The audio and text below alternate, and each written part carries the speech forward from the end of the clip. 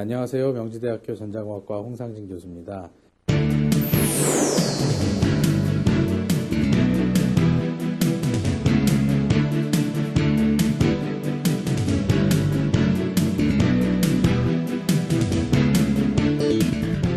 오늘 8번째 강의 시간으로 옥시데이션에 대해서 좀 자세하게 알아볼 겁니다. 이전 시간까지 첫 번째 시간부터 다시 한 번 더 말씀을 드리면 반도체 산업이 이렇게 진행이 되었다. 그 다음에 반도체 재료는 이런 것이고 웨이퍼는 이렇게 가공이 돼서 준비가 된다라는 말씀을 드렸고요.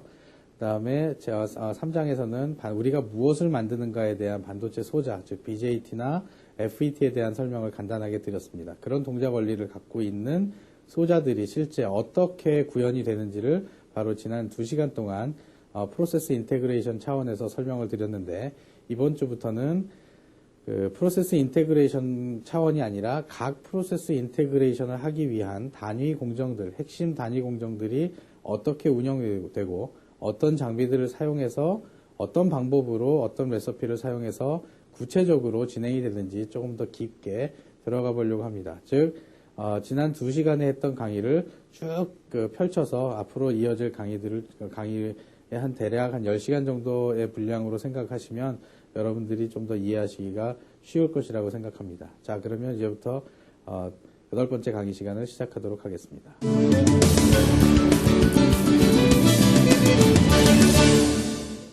자, 이번 시간에는 옥시데이션 전반부를 다루는 공정을 소개해 드리도록 하겠습니다. 이번 시간에 제가 여러분께 설명해 드리고자, 전달해 드리고자 하는 내용은 다음과 같습니다. 옥사이드 필름에 대한 그 반도체 공정에서 사용되는 옥사이드 필름에 대한 것들을 좀 설명을 드리고요. 원자 구조가 어떻게 생겼는지, 그 다음에 어떻게 사용이 되는지, 그리고 그것을 옥사이드 레이어를 사용함으로써 가질 수 있는 장점들에 대해서 여러 가지를 나열했습니다. 이제는 순서적으로 그 프로세스 인테그레이션 차원에서 순서적으로 진행되는 것이 아니라 옥시데이션이라는 공정이 어디 공정에 사용되며 어떠한 역할로 사용이 되는지에 대해서 설명을 드리겠습니다. 두 번째는 어떤 화학적인 반응인데, 옥시데이션도 깊게 들어가 보면 두 가지 또는 그 이상의 것으로 나눌 수가 있습니다. 특히 퍼니스를 사용하는 그런 옥시데이션 시스템에서 웻 옥시데이션과 드라이 옥시데이션으로 나눌 수가 있는데, 거기에 대해서도 간단하게 설명을 좀 드리고요. 그 다음에 셀렉티브 옥시데이션이라고 해서 선택적으로 우리가 옥시데이션을 하고자 하는 영역에 옥사이드를 자라게 하는 그런 방법이 있습니다. 로코스라는 방법과 STI라는 방법이 있는데, 그 두 가지 방법에 대해서 말씀을 드리고, 네 번째는 그 옥시데이션이라고 하는 디퓨전 과정이 꼭 옥사이드를 만들기 위한 공정뿐만 아니라 어떤 열적인 확산이나 또는 임플란트 이후에 서로의 그 어닐링이나 큐어링을 위해서 사용이 되기도 하는데, 그런 과정에 사용되는 열 처리 방법에 대해서 말씀을 드리고, 마지막으로 간단하게 최근 이제 퍼니스에서 사용되는 시스템에서 더 정밀하게 그 웨이퍼 단위로 정밀한 제어를 해야 되는 필요성 때문에 수년 전부터 적용이 되었던 RTP라고 하는 Rapid Thermal Processor라고 하는, 또는 Processing이라고 하는, 또는 Rapid Thermal Processing이라고 하는 그런 부분을 소개해 드림으로써 Thermal Budget에 대한 설명을 좀 드리고자 합니다. 자, 두 가지 옥시데이션을 만드는 방법이, 그러니까 옥사이드 레이어를 만드는 방법이 두 가지가 있습니다. 하나는 자라게 하는, 성장하게 하는 방법이 있고, 다른 하나는 위에서부터 증착하는, 덮는 과정이 있습니다. 그래서 하나는 그로운 메서드라고 하고, 하나는 데포지션 메서드라고 하는데, 보통 우리가 퍼니스에서 1100도 정도의 온도를 가하는 것은 그 밑에 실리콘이 있는 상태에서 산소를 가해줘서 화학적인 반응이 일어나게끔 하는 것, 즉 옥사이드가 자라난다고 하는 표현을 써서 그런 방법들을 그로운 메서드라고 얘기를 하고, PECVD 같은 경우에 밑에 실리콘 레이어가 있던 없던 상관없이 위에서 실리콘 옥사이드를 형성시켜서 실리콘 옥사이드의 분자 형태를 붙이는, 즉 증착을 시키는 것들을 데포지션이라고 흔히 표현을 합니다. 거기에 대해서 오늘 설명을 좀 할 것이고요. 토포그래피 또는 그 표면이 어떻게 구성되어 있는지에 대해서 좀 간단히 말씀을 드리고, 서멀 버짓에 대해서도 말씀을 좀 드릴까 합니다. 자, 옥사이드 레이어는 대략 어느 정도 온도에서 이루어지냐면 750도에서 1100도 정도 온도 사이에서 잘 형성이 됩니다. 물론 750도에서는 옥사이드가 자라나는 성장 속도가 좀 느리고 또 불순물이 많이 첨가된다는 단점이 있고 1100도에서는 자라는 속도는 빠르지만 또한 다른 불순물들이 들어올 수 있는 그런 가능성이 많기 때문에 이 이상의 온도에서 사용하지 않고 대략 1000도에서 플러스 마이너스 한다고 생각하시면 괜찮을 것 같습니다. 서멀 옥사이드라고 하는 것들은 또는 서멀 실리콘 다이옥사이드라고 표현을 하고 글래스, 즉 유리하고 거의 성분이 같다고 보시면 됩니다. 희한하게도 실리콘이라는 것이 산소하고 만나서 화학 반응이 일어나면 실리콘 옥사이드가 돼서 전혀 다른 성질의 물질로 변화가 된다는 것이고, 특히 실리콘 옥사이드는 다이일렉트릭 머티리얼이라고 해서 절연체로 사용이 되고 또는 유전체로도 사용이 될 수도 있는 그런 물질입니다. 절연체와 유전체는 좀 성격이 다른 다른 개념이지만 여기 반도체 공정에서는 유전체라는 개념보다는 일단 절연체라는 개념으로 제가 여러분들께 설명을 드리겠습니다. 절연체라는 것은 어떤 것들이죠? 전기가 통하지 않도록, 즉 우리가 가전제품을 사용하면서 전기 케이블 있죠. 전기 케이블에 전원을 공급하는 전기 케이블이 안에는 구리선으로 되어 있지만 밖에는 PVC나 어떤 고무 플라스틱 계열의 고무로 실딩이 되어 있죠. 커버가 되어 있죠. 이것이 바로 절연이라고 하는 겁니다. 즉 전기가 통하지 않게 함으로써 누전되거나 감전되지 않도록 막아놓은 것이 쉴딩이라고 하는 이런 커버의 피복이라고 하는 부분인데, 반도체 공정에서 실리콘 다이옥사이드는 바로 마찬가지로 절연을 위해 사용됩니다.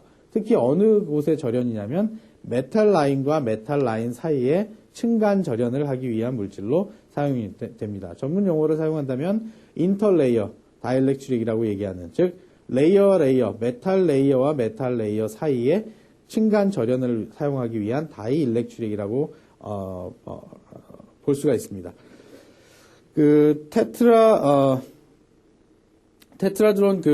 테트라헤드론 셀이라고 돼 있는 명명할 수가 있는데, 하나의 실리콘에 SiO2가 이렇게 달려 있습니다.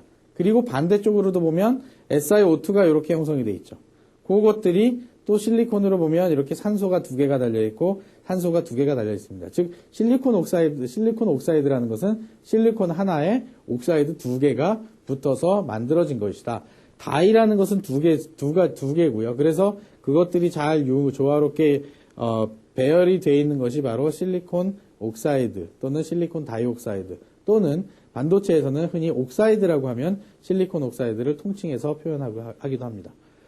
자, use of oxide film, 즉 옥사이드 필름이 어디에 사용되느냐. 제일 첫 번째 유리는 스크래치에 강하죠. 즉 무슨 얘기냐면 위에서 긁어도 잘 긁히지 않는 그런 성질이 있습니다.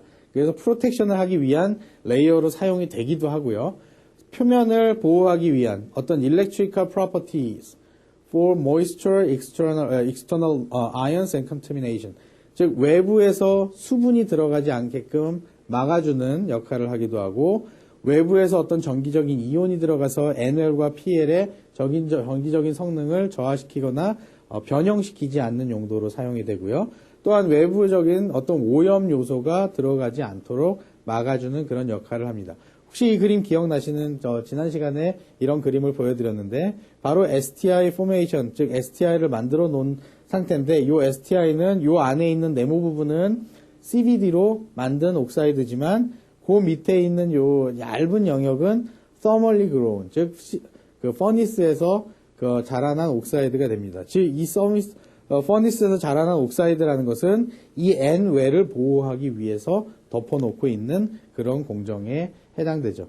가능하시다면 여러분이 공부를 하시면서 이번 장에서 앞으로 나오는 단위 공정에서의 요소와 지난 시간에 인테그레이션 된 요소를 같이 비교해서 공부를 해보신다면 굉장히 도움이 많이 되실 거라고 생각이 듭니다. 자, 다음 부분에 보면 게일 옥사이드도 사용이 됩니다. 옥사이드는 유리 성분이고 절연 성분이니까 전기를 통하지 않습니다. 세 번째, 챕터 3장, 즉 5번째, 6번째 강의에서 제가 설명드렸다시피 폴리실리콘이라고 하는 로 만든 게이트라고 하는 것은 수도꼭지다. 그래서 문을 열어주면 전류가 흐르고 문을 열어주지 않으면 전류가 흐르지 않는다라고 설명을 드렸고요. 마찬가지로 문을 열어준다는 의미는 게이트의 전압을 인가해서 밑에 게이트 옥사이드 밑에 부분에 채널을 형성시키느냐 못 시키느냐에 따라서 반도체 소자의 그 어떤 동작 유무가 결정되는데, 폴리실리콘 자체에 전기를 인가하게 되면 만약에 이 NL까지 전기가 흐르게 된다면 채널이라는 건 형성될 수가 없겠죠. 왜냐고요? 폴리실리콘 자체에 플러스, 즉 폴리실리콘 자체에 플러스 전기를 예를 들어 가했다고 인가했을 때 전기가 통한다면 플러스 전원이 어디론가 흘러나가게 되겠죠. 그래서 필드 이펙트 트랜지스터로 구성이 되지 않는 그런 현상을 나타낼 수 있지만, 다행히도 게이트 옥사이드, 즉 게이트 밑에 부분에 있는 옥사이드는 전기를 흘리지 않기 때문에 필드 이펙트를 만들어냅니다. 즉 전개 효과를 만들어서 FET가 동작할 수 있는 근본 메커니즘을 메커니즘에 그 영향을 주게 되죠. 그래서 게이트 옥사이드로 사용이 됩니다. 흔히 말하는 티피컬한 게이트 옥사이드의 두께는 20옹스트롱에서 왔다 갔다 한다고 하지만, 지금 현재 사용되는 그 두께는 보통 한 200옹스트롱 정도에서 100옹스트롱 언더, 50옹스트롱까지도 사용이 되고는 있습니다. 이거는 조금 극도하게 좀 낮은 경우를 얘기하고요. 그러나 20옹스트롱이나 50옹스트롱이나 저희에게는, 보통 사람들에게는 너무너무 얇아서 푹 불어도 날아갈 정도의 두께라고 생각하시면 충분히 가능하시지 않을까라고 생각이 듭니다. 어쨌든 이런 게이트 옥사이드에도 옥사이드가 사용되고요. 두 번째, 이제 도펀트 배리어라고 해서 옥사이드 필름이 도펀트, 즉 도핑, 임플란트를 하겠는데 임플란트를 막아주는 그런 역할을 합니다. 즉 N회를 만들고 P회를 만들 때 이런 공정이 있었죠. 첫 번째 인테그레이션 그림에서 N회를 만들고자 할 때 이 부분만 열어주고 여기는 포토리지스트로 막았던 그 그림이 기억나실 겁니다. 포토리지스트로 막아도 되고, 만약에 이 임플란트가 아주 에너지가 강하다면 포토리지스트는 고분자이기 때문에 충분히 뚫고 지나갈 수가 있습니다. 그래서 더 두꺼운 정도의 보호막이 필요할 경우에는 옥사이드 필름을 가지고 배리어 옥사이드라고 이름을 붙이고 사용을 합니다. 그렇게 되면 이 배리어 옥사이드의 임플란트가 되지만 이 밑에 부분에 임플란트가 되지 않기 때문에 우리가 N회를 잘 만들어 놓을 수가 있는 거죠. 마찬가지로 P회를 만들 때도 동일하게 사용될 수 있습니다. 셀렉티브 임퓨리티 도핑이라고 하는 불순물을 도핑하는데 그 선택적으로 사용하는 마스크로, 도펀트 마스크로 사용될 수 있다라는 거 다시 한번 설명드리고요. Dielectric layer between metal conductor and conductor layers, 즉 메탈 레이어 사이에 어떤 절연체로도 사용될 수 있다라고 얘기가 되고 있습니다. 자, 옥사이드 어플리케이션을 잠깐 여러분께 살펴보면 배리어 옥사이드라고 하는 부분이 있는데요. 아까와 같이 이루어지는 부분인데, 이 디퓨즈된 어떤 레지스터가 있다고 가정을 합시다. 그 위에 레지스터를 서로 연결하기 위한 메탈이 있고요. 그 메탈 라인을 보호하기 위해서 이 메탈과 메탈 사이를 절연하기 위한 방법으로 사용이 되고, 서멀리 그로운 옥사이드가 사용이 될 수도 있고, 이런 경우에는 사실 서멀리 그로운보다는 PECVD로 만든 옥사이드가 흔히 많이 사용이 됩니다. 그 근본 가장 명확한 이유는, 가장 쉬운 이유는, 메탈이라는 것은 금속이지만 금속도 고열을 받으면 녹습니다. 그래서 장비에 영향을 주기 때문에 이 1100도 정도에 되는 그 퍼니스에 메탈을 넣기가 상당히 꺼려지죠. 그래서 그 고온 공정이 필요하지 않은 PECVD, 즉 Plasma Enhanced Chemical Vapor Deposition이라고 하는 PECVD 공정을 이용해서 CVD를 하는 공정이 굉장히 일반적입니다. 그러나 이런 공정을 사용해야 될 필요가 있다면 옥사이드로 메탈 레이어를 절연할 수 있는 그런 공정도 가능합니다. 임플란트에서 임플란트 스크린 옥사이드라는 용어를 사용하는데요. 스크린이라는 것은 선택적으로 걸러내는 거죠. 옥사이드가 없는 부분, 이 부분이 이제 스크린 옥사이드인데, 옥사이드가 없는 부분은 동일한 에너지를 가했을 때 굉장히 깊이 들어가는, 깊은 곳까지 이온이 주입되는 형태를 볼 수가 있습니다. 그런데 스크린 옥사이드라는 아주 얇은 정도의 투과는 하되 에너지를 잃어버리게끔 만들어주면, 즉 투영되는 그 이온들의 에너지를 낮출 수 있는 보호막으로 만들어주면 들어가긴 들어가되 깊이 들어가지 않는 정도의 효과를 만들어낼 수 있습니다. 그래서 반도체 공정에서 요구되는 스펙에 따라서 조정을 할 수 있듯이 마찬가지로 아예 막아놓고 못 들어가게 하든지 아니면 아예 열어놓고 깊이 들어가게 하든지 또는 아주 얇게 막아놓고 부분적으로 들어가게 하든지 라는 공정으로 사용할 수 있습니다. 즉 왼쪽의 그림을 보면 high damage to upper silicon 위쪽에 있는 실리콘에는 사실 이제 실리콘 입자들의 데미지가 굉장히 커집니다. 데미지가 굉장히 커지고 표면이 이제 어떤 표면 손상이 많이 있기 때문에 그 재료적인 차원에서 뭐 좀 단점도 있는데 이런 식으로 가하게 되면 스크린 옥사이드를 가하게 되면 사실 표면에는 데미지를 덜 주면서 그 채널링이라고 하는 나중에 임플란트에서 더 설명이 되겠지만 깊이 어떤 경우에 충돌하지 않고 깊이 들어가는 애들을 막아줘서 골고루 퍼질 수 있는 그런 효과를 낼 수도 있습니다. 그래서 실제 공정상에서는 이런 공정이 많이 사용되기도 합니다. 그 임플란트 공정에서 옥사이드를 가지고 사용을 많이 하기도 하고 주로 간단한 공정에서는 포토리지스트를 가지고 사용하기도 하고요. 자, 그래서 뭐 목적을 보면 이것이 이제 sacrificial oxide라고 하는 자기가 희생을 당하면서 자기는 총알을 받아주는 거죠. 즉 이온 임플란트 된 총알을 받아주면서 너무 깊이 들어가지 않고 표면에 잘 도핑이 될 수 있도록 해주는 그런 것들을 의미하고 특히 쉘로우 정션을 만들 때 즉 LDD를 형성할 때도 이런 공정을 사용하기도 합니다. 자, 그 다음에 insulating between metal layer라고 그랬는데 아까 얘기했던 그 반도체 소자 안에 들어가는 M3와 M4 즉 메탈 3번의 메탈과 4번의 메탈을 절연하기 위한 ILD로 사용되기도 하고 또는 이 부분에 있는 이 메탈과 메탈 사이에 절연을 하기도 합니다. 근데 서멀리 그로우는 별로 메탈이 사용되고 있는 영역에서는 서멀리 그로운 옥사이드를 사용하기가 굉장히 어렵습니다. 왜냐하면 아까도 말씀드렸듯이 이 메탈이 그 녹는 점이 그 1000도 이하인 금속들이 많기 때문에 특히 과거에 알루미늄으로 배선 공정을 할 때는 그 알루미늄이 대략 400도 정도 되면 녹기 시작해서 600도에서 800도 사이가 되면 기화를 하게 됩니다. 기화를 하게 되면 온데간데 없이 다 체인버 벽으로 달라붙었다가 나중에 또 온도가 식게 되면 다시 또 그 고체화돼서 다시 내려오는 현상이 생기기 때문에 장비를 망가뜨리는 또는 더 이상 공정을 수행할 수 없는 상태로 만들기 때문에 밑에 보시다시피 이러한 경우에 옥사이드는 not thermally grown 온도를 높여서 자라게 하는 그런 옥사이드가 아니라 but it is deposited 데포지션 되는 그 옥사이드로 사용을 하게 되는 것이 굉장히 일반적인 그런 공정이라고 얘기를 할 수 있습니다. 자, 지금까지 보시기에 옥사이드가 굉장히 다양하게 뭐 스크린 옥사이드, 임플란테이션의 스크린 옥사이드로 사용되기도 하고 베리어로 사용되기도 하고 메탈과 메탈 사이의 절연층으로 사용되기도 하고 STI에서 쉘로우 트렌치 아이솔레이션이라고 하는 부분에 옥사이드를 채우는 부분에 사용되기도 하고 특히 제일 중요한 게일 옥사이드에 대해서 사용되기도 하는데 그러면 과연 옥사이드를 만들기 위한 thermally grown 옥사이드를 만드는 것에 대한 어떤 메커니즘과 그런 모델에 대해서 또는 더 강조하고 싶은 거는 로코스라는 것과 STI라는 것을 더 강조해서 설명드리고자 합니다. 자, 드라이 옥시데이션이라고 하는 것은 순수하게 산소, 가스, 순도가 높은 산도 가스를 집어넣어 주는 것이고요. 웻 옥시데이션이라고 하는 것은 물을 이렇게 버블 만들어서 그 물에서 산소가 이렇게 용융돼서 나오게 되는 형태를 만들어냅니다.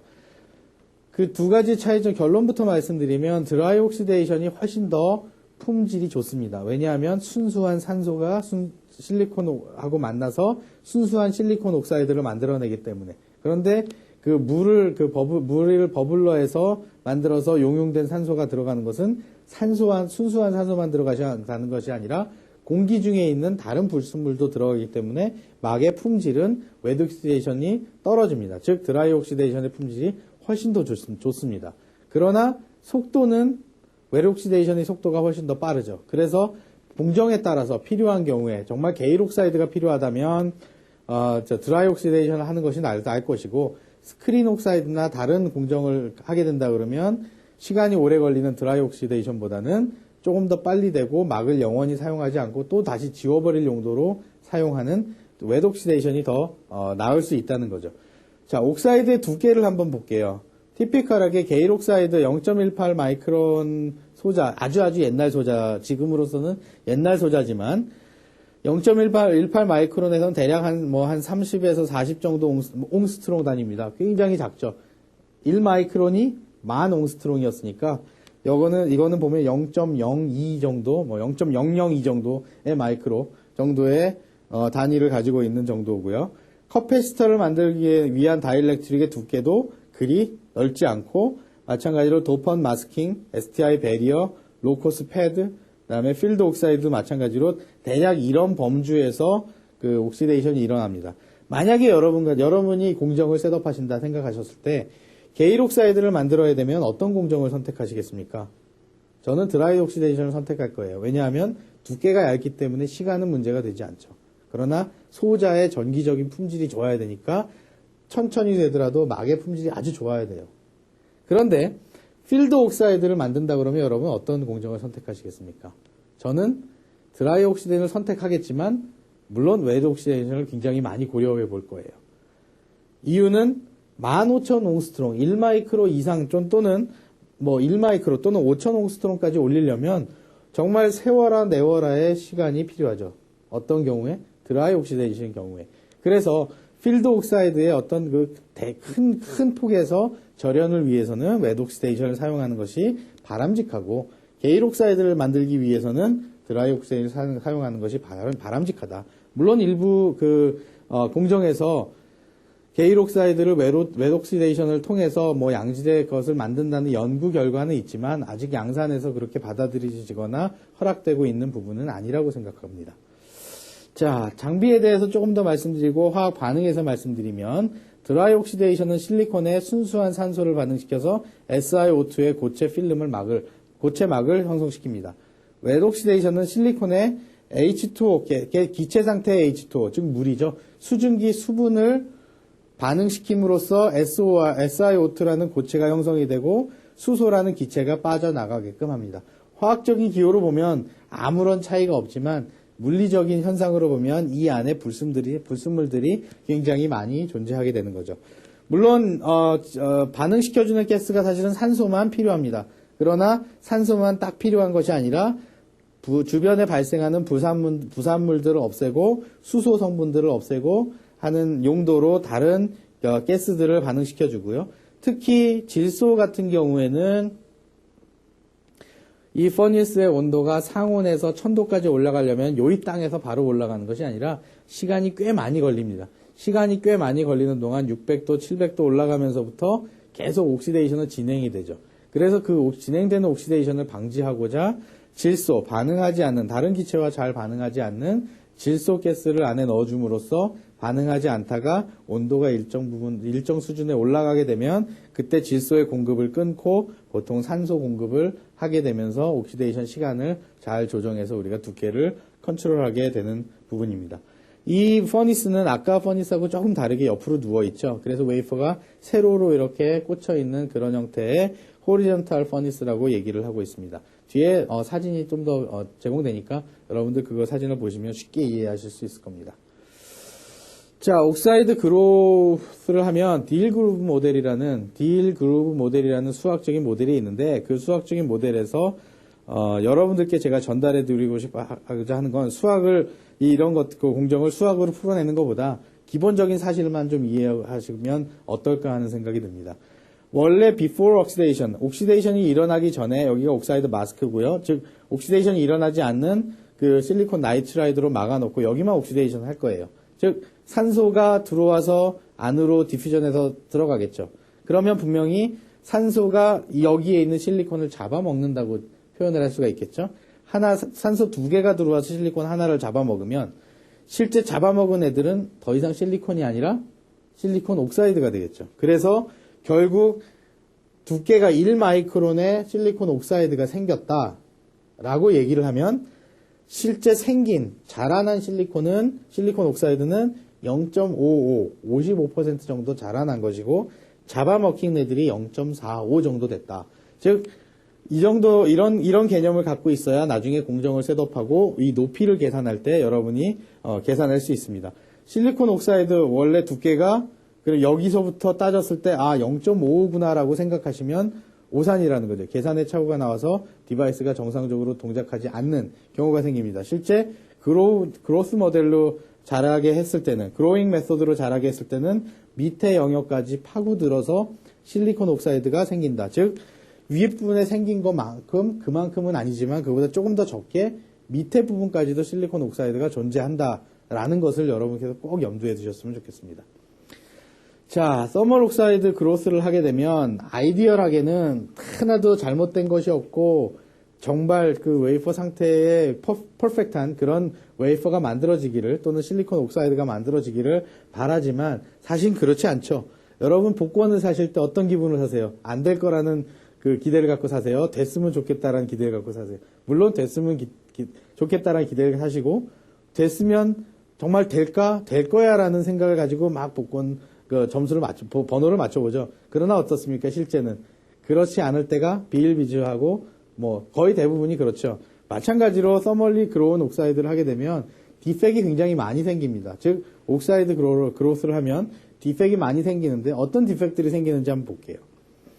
밑에 레이어는 실리콘이 쫙 격자 형태로 배열이 되어 있는데 위에 옥사이드가 두 개가 와서 턱 달라붙을 겁니다. 즉 하나 들어와서 두 개가 달라붙어서 실리콘 옥사이드를 만들어내고 실리콘 옥사이드를 만들어내니까 배열이 틀려지죠. 물론 원자의 크기가 서로 다르기 때문에 지금 이런 그림과 같이 되진 않겠지만 하나와 두 개가 섞여서 어떤 하나를 만들어내면 분명히 빈 공간이 생길 겁니다. 그 마찬가지로 여기에 결합이 되지 않는 그런 부분들이 생깁니다. 결합이 되지 않는 부분이라는 것은 전자를 필요로 하는 부분, 즉 플러스 차지를 띌 수 있는 부분들이 생기게 되고 이거를 화학적 용어로 댕글링 반드라고 하는데 저는 댕글링 반드가 어려우니까 여기 댕글댕글 달려있다고 그래서 댕글링 반드라고 합니다.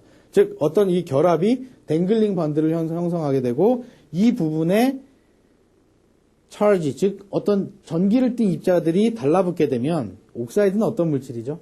절연을 해야 되는 물질에서 전기를 통하면 안 되는데 전기를 통할 수 있는 성질을 갖고 있는 물질이 달라붙으면 전기를 잘 막을 수 있는 성질이, 즉 절연을 할 수 있는 성질이 조금 나빠질 수 있는 거죠. 그게 바로 옥사이드의 품질이 저하될 수 있다는 의미로 해석할 수 있습니다. 자, 그래서 옥사이드로 인해서 발생하는 차지들이 생기는데 옥사이드 내부에 순수하게 얘네들이 정말 전기를 통하지 않는 물질이라고 하면 좋겠지만 약간은 전기를 담을 수 있는 그런 성질이 있습니다. 전기를 통할 수 있다보다는 전기를 담을 수 있는 성질이 있다. 그래서 완전 진공의 상태의 1이라는 절대 유전율을 갖고 있지 않고 절대 진공 상태에 비해서 한 4배 정도 많은 유전율, 즉 진공 상태에 아주 전기를 통하지 않는 것보다는 4배 정도 많이 통할 수 있는 가능성이 있다라고 해서 다이엘렉트릭 상수가 대략 한 3.8에서 4.0 정도 왔다 갔다 하는데 어떤 차지들이 생길 수 있냐면 픽스드 옥사이드 차지라고 하는 부분과 인터페이스 트랩 차지하고 모바일 옥사이드 차지하고 그다음에 옥사이드 트랩 차지라는 부분이 있습니다. 상당히 어려운 부분인데 쉽게 설명해 드리면 이런 부분입니다. 즉 인터페이스 부분이에요. 이 안에 밑에 부분은 실리콘이고 이 실리콘 옥사이드라면 서로 면이 만나는 부분에 아까 댕글링 반드가 형성이 돼서 이 위쪽에 플러스 차지가 뛸 수 있게 된다는 그런 형태고요. 이 플러스 차지들은 포테시움이나 어떤 칼륨이나 나트륨 같은 그런 형태가 흔히 많이 있는데 이런 것들이 어디서 오냐면 사람 피부에서 옵니다. 왜 이렇게 손으로 해보시면 짭짤하죠? 그게 바로 소금기라고 하는 건데 사람의 몸이나 손에서 이런 금속 이온들이, 즉 움직일 수 있는 이온들이 어딘가 떠다니다가 이런 반도체 옥사이드 내부에 들어가게 되면 옥사이드의 품질을 저하시킬 수 있는 그런 부분이 될 수도 있습니다. 기타 등등의 다른 것도 많이 있지만 그런 차지 때문에 옥사이드 품질이 나빠질 수 있다라는 거 한번 여러분께 설명을 드리고 그 다음에 옥사이드 품질에서 영향을 미치는 것들이 바로 factors affecting oxide growth, 옥사이드 그로스에 대해서 영향을 미칠 수 있는 성분이 도펀트들이 영향을 미칠 수 있고요. 어떤 압력들에 대해서 영향을 미칠 수 있고, 플라즈마 상태에 따라서 영향을 미칠 수 있고, 온도나 또는 이 드라이 옥시데이션이나 웰 옥시데이션에 따라서 이 옥사이드 자라는 거에 대한 성질이 달라집니다. 달라지는데, 그것들에 대해서 자세하게 여러분께 설명드리긴 뭐하고요. 제가 중점적으로 이번 시간에 설명드리고 싶은 것은 로커스하고 STI 공정입니다. 자, 로커스라고 하는 공정은 과거에, 아주 과거에 많이 사용됐던 건데, 지금은 전혀 사용되지 않고 있습니다. 실제 시모스를 만드는 공정에서는 로커스 공정은 사용되고 있지 않고요. 일부 대학 연구소에서 아이온 임플란터가 없는, 또 아이온 임플란테이션이 가능하지 않은 그런 기관에서는 로커스 공정을 사용해서 반도체를 만들고는 있으나 스탠다드한 공정은 아닙니다. 그러나 여러분께 설명을 드리는 것은 이 STI 공정이 아니라 로커스 공정에서 실리콘 그로스 메커니즘을 저희가 잘 이해할 수 있는 부분이 있기 때문에 말씀을 드리는 겁니다. 과거에는 사용됐지만 현재는 사용되지 않는다. 어떤 공정이? 로커스, 즉 셀렉티브 옥시데이션, 선택적으로 옥시데이션을 하기 위해서 만든 로컬 옥시데이션 오브 실리콘이라는 공정을 의미합니다. 자, 공정을 한번 쭉 살펴볼게요.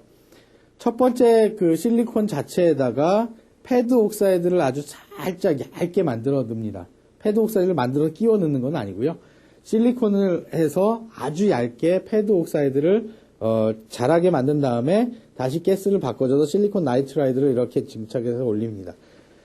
실리콘 나이트를 증착해서 올리면 이것들로 인해서 증착해서 올린 다음에 포토 리서그라피를 통해서 네모 패턴을 만듭니다. 즉 네모 패턴을 만들어서 궁극적으로 뭘 만들려고 하냐면 이 안에 절연막 필드 옥사이드를 만들려고 하는 거예요. 그리고 이 안에 디바이스를 얹으려고 하는 경계를 만드는, 즉 집에서 담을 만드는 형태인데 그 담을 만드는 형태의 요 안에 요 내부 부분에 이제 디바이스를 집어넣겠다고 하는 공정인데요.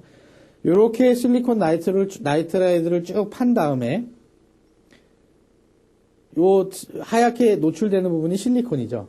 즉 요렇게 실리콘이 노출된 부분을 더멀 옥시데이션을 하게 되면, 즉 퍼니스에 넣어서 온도를 1100도 쭉 가열하고 한 30분간 놔두면 요렇게 그 옥사이드가 올라옵니다. 위쪽으로 쭉 올라오죠. 옥사이드, 실리콘 나이트라이드는 실리콘이란 단어가 포함되어 있지만 실리콘 옥사이드가 만들어질 수 없는 물질이고요. 실리콘 옥사이드는 또는 실리콘은 실리콘 옥사이드가 만들어질 수 있는 물질이에요. 그래서 앞부분에 위에 있는 요 부분에 바깥에 있는 실리콘 나이트라이드에는 실리콘 옥사이드가 생기지 않고 요 안쪽에 있는 부분만 실리콘 옥사이드가 이렇게 형성이 됩니다. 겉으로 보기엔 어떻습니까? 아주 잘 네모나게 잘 올라왔어요. 그 실리콘 나이트라이드를 싹 벗겨내니까 이런 모양의 실리콘 옥사이드가 다 만들어졌어요. 그런데 사실 이 절반을 뚝 잘라보면 이런 모양이 돼 있다는 거죠. 별 다른 차이가 없는데요. 저희가 원래 뭘 만들려고 했냐면 요만한 모양을 만들려고 했었습니다. 즉 여기에서 밖으로 삐져나가지 않는, 이 그림에서 밖으로 삐져나가지 않고 요 위에 있는 부분까지 만들려고 했는데 이 부분이 추가로 생긴 거죠. 앞으로 이렇게 뾰족하게 튀어나온 그 부분이 생긴 겁니다. 즉 그것들이 과거에는 아무런 문제가 되지 않았어요. 반도체 소자를 만드는 경우에 아무런 문제가 되지 않았는데 어디에 문제가 됐냐면 반도체 칩에 개수를 더 많이 넣어야 되는 데에 문제가 생겼어요. 즉 반도체 칩 하나에 1기가 메모리를 만드는데 글쎄요. 64메가바이트 메모리를 만드는 데는 전혀 도움이 문제가 되지 않았어요. 그런데 이것이 같은 크기 안에 1기가바이트를 넣어야 되고 같은 크기 안에 4기가바이트를 넣어야 되니까 땅이 점점점 모자라요. 그래서 예전에 조선시대 때는 아파트 없었죠. 물론 아파트를 짓는 기술도 없었지만 2층, 3층짜리 집을 지어야 될 필요가 없었습니다. 왜냐하면 그렇게 땅이 비싸지 않았기 때문에 웬만큼 사람이 살아도 돼요. 지금은 왜 대한민국에서 아파트만 짓죠? 워낙 비싸니까 그 땅도 줄여서 위에 높이 세워서 더 많은 사람이 살게끔 하기 위해서. 이제는 요 낭비되는 공간이 아깝다는 거죠. 그래서 과거에 이렇게 로커스로 만들었던 공정이 바로 이제는 STI론 공정으로 바뀌게 됐습니다. 자, STI 공정을 설명드리기 전에 아까 벌즈빅이라고 하는 새 부리의 어떤 모양을 말씀드리면 실리콘 나이트라이드를 덮은 요 영역까지 이 이후부터 우리가 원했던 영역이고 여기까지 원하지 않는 영역이었는데 이런 불필요한 영역이 생김으로부터 이쪽에 있는 저 영역까지 생겨서 결국은 디바이스 하나를 더 넣을 수 있는 공간이 없어지게 되는 거죠. 그래서 그 공간이 아까워서 셀렉티브 옥시데이션에 STI라는 복잡한 공정을 사용하게 됐습니다. 자, 그림을 보시기엔 굉장히 그 개념은 비슷해요. 쉘로우 트렌치 아이솔레이션이라고 해서 마찬가지로 패드 옥사이드를 깔고 나이트라이드를 덮습니다. 그 나이트라이드를 덮은 것을 실리콘 애칭을 합니다.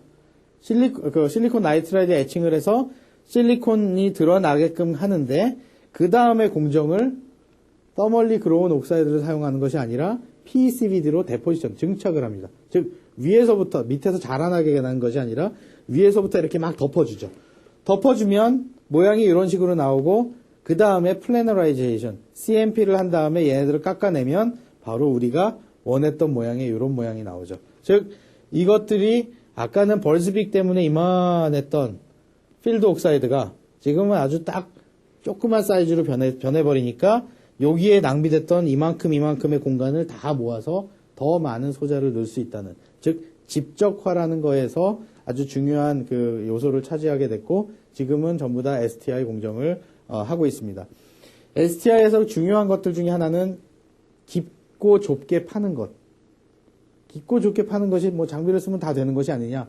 여러분 아무리 좋은 튼튼한 삽을 가지고도 1m 그 크기로 1m 구덩이를 파기는 불가능합니다. 왜냐하면 파면 팔수록 옆에 무너지니까. 그런 과학적인 원리 때문에 깊고 좁게 파는 것이 사실 쉽지는 않은데 요즘 뭐 첨단의 장비들은 그렇게 잘 하고 있으니까 그렇게 뭐 큰 어려움은 아니지만 그래도 STI 애칭하는 데 있어서 굉장히 어렵고 깊고 좁은 공간을 균일하게 채울 수 있는 공정도 사실 어려운 공정이라고 이렇게 평가되고 있습니다. 자, 퍼니스 장비에 대해서 조금만 설명을 드리도록 하겠습니다. 몇 분 남았죠? 36분이요? 예. 그러면 몇 시까지 가면 되죠? 36분, 50분까지요? 네, 그러니까. 예, 그래, 10분이니까, 15분, 35분. 예, 너무 빨리 가는 것 같아서. 오케이. 자, 여기서 이제 넘어갑니다. 자, 이제는 퍼니스 장비에 대해서 좀 설명을 좀 드려야 될 것 같아요. 어떤 장비를 가지고 어떻게 공정이 유지가 되는가. 즉, 퍼니스 장비를 보면, 즉, 반도체 공정에서 빠질 수 없는 것들이 반도체 장비, 또한 반도체 재료, 그 부분인데, 좋은 재료를 쓰고 좋은 장비를 써야 좋은 결과물이 나오겠죠. 물론, 좋은 사람도 필요합니다. 그 잘 유지하기 위해서 좋은 사람도 필요하긴 하지만, 크리티컬한 게일 옥사이드 부분, 가장 중요한 부분이고 민감한 부분이 게일 옥사이드 부분이고, 이번 챕터에서 주로 다루는 영역이 바로 디퓨전에서 게일 옥사이드 부분입니다. 그 게일 옥사이드는 두께가 워낙 얇고 또는 또한 각각의 소자마다 그 두께가 균일하게 유지가 돼야 되기 때문에 그 공정이 어려운 거죠. 즉 여러분이 볼펜을 가지고 쭉 선을 쭉 그는데 아주 일정하게 똑같이 직선을 긋기가 굉장히 어렵습니다. 그래서 어떤 도움을 받죠? 자의 도움을 받죠. 즉 자의 도움을 받아도 연필을 얼마나 세게 쥐느냐, 천천히 쥐느냐, 약하게 쥐느냐에 따라 그 선의 두께가 달라집니다. 그 선의 두께는 여러분들이 눈으로 볼 수 있는 정도의 차이지만 여기서 말하는 이 게일 옥사이드에서 얘기하는 그 선의 두께는 여러분들 머리카락의 반지름의 100분의 1, 1000분의 1 정도의 오차를 지금 가지고 얘기를 하는 겁니다. 즉 머리카락을 단면으로 잘라서 그거보다 1000분의 1로 쪼갠 정도의 오차가 있느냐 없느냐를 가지고 얘기하기 때문에 얼마나 만들기가 힘들고 다루기가 힘든 공정일까요? 그래서 퍼니스 장비가 사실은 굉장히 중요한 위치를 차지하게 되고 점점 더 소자가 작아지면 작아질수록 위치가 더 중요하게 됩니다. 그 사이에서 보면 여러 가지 물질들을 또 증착할 수 있게 되는 그런 일도 있고, 그 다음에 글래스 상태를 온도를 가해서 약간 녹였다가 리플로우 시켜서, 즉 다시 부들부들하게 만들어서 갭을 단차를 줄이는 효과, 또는 뭐 아이언 임플란테이션을 통해서 어닐링하는 그런 효과로 퍼니스가 사용이 되는데, 주로 아까 말씀드리기엔 주로 게일 옥사이드지만 퍼니스로는 다른 용도로도 사용할 수 있다라는 것들이고, 두 가지 크게 대표적인 시스템으로 호리젠털 퍼니스하고 버티컬 퍼니스가 있습니다. 호리젠털 퍼니스는 가로 형태로 누워있는 그런 퍼니스를 의미하고요. 버티컬 퍼니스는 세로 형태로 이렇게 서 있는 그런 형태입니다. 누워있다, 서있다의 의미는 튜브 자체가 가로로 되어 있느냐, 세로로 되어 있느냐의 차이고요. 즉, 웨이퍼가 들어가서 있는 방향은 서 있느냐, 누워 있느냐의 차이가 되겠죠. 즉, 이따 그림에서 보시면 좀 더 자세히 설명드릴 수 있을 것 같습니다. 과거에는 호리존털 퍼니스가 많이 만들어졌었는데 호리존털 퍼니스의 가장 큰 단점은 가스가 위에서 아래로 이렇게 중력에 의해서 내려오다 보니까 같은 한 장의 웨이퍼 상에서도 위쪽은 두께가 다르고 위쪽은 두께가 좀 더 두껍고 밑에 쪽은 좀 더 얇은 또는 그 반대 현상이 그래서 한 장의 웨이퍼에서도 서로 구역마다 영역마다 또는 그 장소마다 로케이션마다 서로 옥사이드의 두께가 다른 단점이 생겼습니다. 그래서 고안한 것 중에 하나가 버티컬 퍼니스라는 그런 의미였습니다. 즉 웨이퍼를 이렇게 편편하게 세워놓으면 가스는 중력에 의해서 위에서 아래로 이렇게 떨어지다 보면 한 장의 웨이퍼가 받는 그 가스의 양은 그래도 균일할 것이 아닌가라는 생각에 착안해서 튜브를 이렇게 세우고 웨이퍼를 옆으로 이렇게 집어넣게 되는 그런 장비를 만들어내게 됐죠. 한동안 버티컬 퍼니스가 굉장히 중요한 역할을 했었는데 옥시데이션까지는 아직까지 버티컬 퍼니스로 처리를 많이 하지만 시간 싸움이 됐었습니다. 즉 그 퍼니스를 가지고 하려면 온도를 상온 즉 35도 정도의 수준에서 900도, 1000도, 1100도까지 올리는 동안 또는 300도에서 900도까지 올리려면 시간이 굉장히 많이 필요합니다. 한 번에 온도가 올라갈 수 없기 때문에 예열하는 시간이 너무 오래 걸리다 보니까 어떻게 하면 예열할 수 있는 시간을 줄일까 고민한 게 바로 Rapid Thermal Processor라는 RTP라는 장비가 있습니다. 이런 공정을 통해서 요즘에는 Horizontal Furnace는 거의 없어졌고 Vertical Furnace와 RTP를 가지고 Vertical Furnace를 가지고 게일 옥사이드를 만들고 또는 Thermal Oxide Grown을 하고 그 다음에 그로스를 하고 RTP를 가지고 보통 열 처리를 하게 되죠. 자, 이것이 여러분께서 제가 말씀드렸던 아주 옛날에 그 호리젠탈 퍼니스, 이 호리젠탈 퍼니스의 대표 그림입니다. 이 안쪽에 보면 저 뒤에 있는 그 장비가 없는 것이 아니라 대략 한 2m 정도의 장비가 더 뒤 안쪽으로, 벽 안쪽으로 들어가 있습니다. 혹시 보이실까 모르겠는데 이쪽 부분에 뚜껑이 지금 열려 있고요. 여기가 빨갛게 되어 있는 것은 온도가 올라가 있는, 가열이 되어 있는 그런 상태입니다. 갑자기 의문을 가지시는 분 없으세요? 온도를 1100도까지 올려놓고 산소를 주입하면 혹시 폭발하거나 불이 날까 이런 생각 혹시 가지신 분 없어요? 예, 맞아요. 그럴 수 있습니다. 어떨 경우에 코일이 튜브 안쪽에 있을 경우에 발화할 수 있는 어떤 물질이 있으면 금방 발화를 할 거예요. 그런데 이거는 튜브 바깥에 전기적으로 절연이 되어 있는 상태에서 튜브 바깥에 그 코일이 감겨 있고 안쪽에 산소를 공급하기 때문에 그럴 일은 없습니다.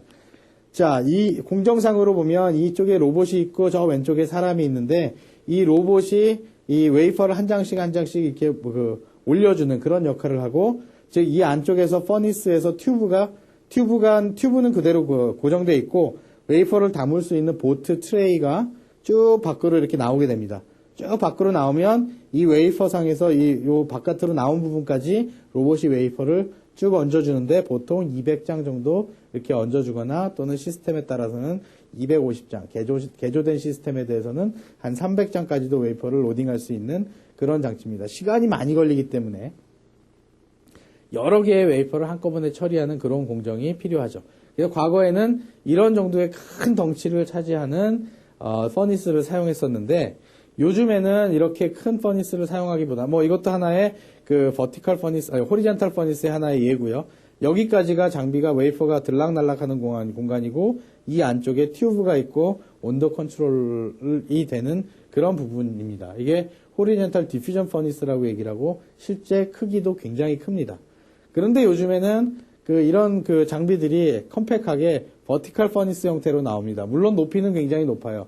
이쪽에서 웨이퍼를 로딩해서 대략 한 200장 정도까지 들어가고요. 이 200장 정도 로딩이 되면 엘리베이터라고 하는 이 부분이 좀 위로 쭉 올라갑니다. 그래서 이 컨트롤러 위에 부분에 저 위쪽 부분에 실제 튜브가 존재하고 그 바깥에 그 코일이 감겨져 있는 형태를 의미하죠. 자, 그림을 한번 비교해 보실까요? 이 정도의 크기라면 튜브를 하나, 둘, 셋, 넷, 그 다음에 저기 하나, 둘, 셋, 한 7개 정도의 튜브를 놓을 수가 있는데 여기에서는 튜브를 3개밖에 설치하지 못했죠. 그 말은 같은 웨이퍼를 처리하더라도 훨씬 더 장비가 컸었고, 장비가 크다면 클린룸의 공간을 많이 차지하게 되는 거죠. 클린룸이라는 것은 아까 말씀드린 대로 그 무진실, 무균실, 그래서 먼지가 없는 공간으로 관리를 하다 보니까 각종 그 클래스마다 요구되는 필터들, 공기 필터들을 많이 사용을 합니다. 그럼 클린룸 공간이 커지게 되면 그 필터도 많이 사용해야 되고, 많이 사용하게 되면 그만큼 부대 비용이 늘어나기 때문에 이 호리젠탈 퍼니스는 사실 팹 운영을 하는데 적절하지 않은 장비라고 얘기를 할 수 있죠. 그래서 개조된 그 새로 나온 것들이 버티컬 타입의 퍼니스고, 웨이퍼도 이 수평으로 로딩이 될 수 있게끔 해서 웨이퍼 간의 변수가 적게 되는, 특히 게일옥사이드를 만들 때 막의 두께를 조금 더 균일하게 만들 수 있는 장점을 갖고 있는 장비이기도 합니다. 네, 그 정도가 되겠고요. 그 다음에 호리젠탈 퍼니스하고 버티컬 퍼니스 시스템에 대한 비교를 해드려야 되는데 시간이 좀 많이 걸릴 것 같아서 이 비교 자체는 제가 다음 강의 시간에 설명을 드리도록 하겠습니다. 여기부터 다시 할게요. 여기부터 다시 가겠습니다. 여기서 끝내야 되겠네요. 강의를. 네. 자, 이것으로써 다음에 이어질 이번 강의를 마치고 다음에 이어질 내용은 버티컬 퍼니스와 호리젠탈 퍼니스의 서로 장단점을 비교하는 표를 가지고 구체적으로 설명을 드리겠습니다. 시간이 더 많이 허락이 될 수 있었다면 그 표를 가지고 여러분께 설명을 먼저 드렸으면 더 좋았겠지만, 그 설명을 드리고 나서 앞으로 이어지는 내용을 설명드리는 것도 괜찮을 것 같아서 다음에 이어지는 강의에 그 내용을 더 자세히 설명드리도록 하겠습니다. 지금까지 수고 많으셨습니다. 감사합니다.